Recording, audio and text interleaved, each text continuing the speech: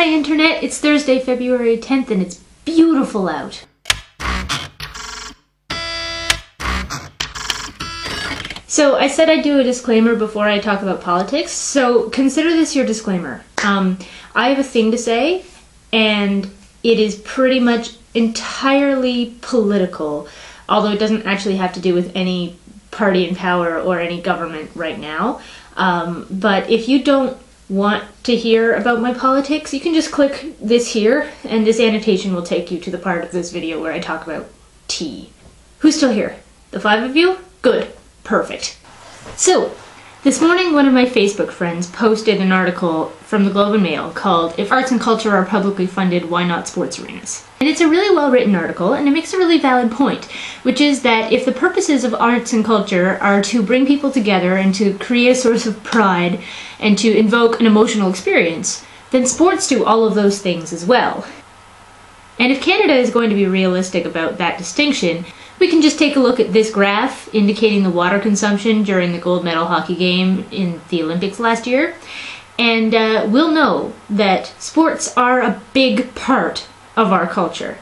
And I think it's totally accurate to say that sports are a valid cultural experience, an emotional experience, a source of pride. I'm not a particularly sporty person. I swim and I ski, but I don't play soccer or hockey or baseball because I have this irrational fear of hard things flying into my face. But that being said, I think that sports are a really valid place to put some public money. But what this article sort of skims over is the difference between for-profit and non-profit. Whenever you start a business, you have to get funders because you're always going to need capital. So you get investors to buy stock in your business, and they invest on the understanding that hopefully they'll get money for it later. And they take that risk on themselves when they invest in you. And then you use that capital to start a business, and then you make money and they get their money back and then some because they've invested in you before you had any money. That only works for for-profit organizations. So if you are operating as a for-profit organization, you should be projecting a profit to the shareholders. And if you are projecting a profit, people will invest in you. The goal of public funding is to make something happen that wouldn't otherwise happen.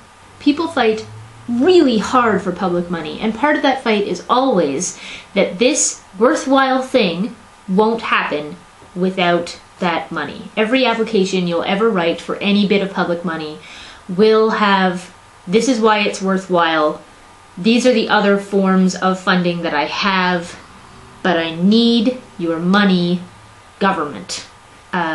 Public funding is not an eternal fountain. Every drop of cash that you get from public funding is hard fought. You have to maintain it, you have to report on it. It's very, very well regulated. If you're looking to build a community ice rink so that the kids can play hockey, I am in favor of access to public funds to help you get that arena built. If you are building a new stadium for an existing team, that team has investors, and you lay out income projections, and your investors will see that and go, all right, here's some extra money so that you can build that stadium. I think it's very easy for cultural workers to be protective over public money because there's so little of it and there's so many of us already clamoring for it. If you are a for-profit organization, then in theory you will have sufficient private resources to get the thing that you want to do done. All right, I think I've made my point. I'm gonna have some tea.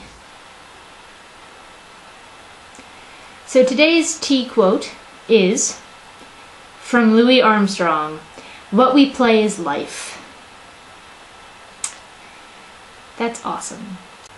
Whatever it is that we do, whether it's the saxophone or the piano or theater, storytelling, if it's raising your kids, whatever we do that we take joy out of is the purpose of life.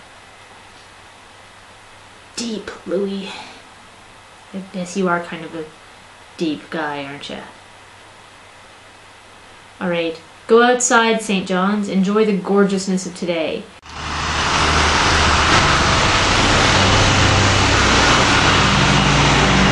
It took a little while to get there.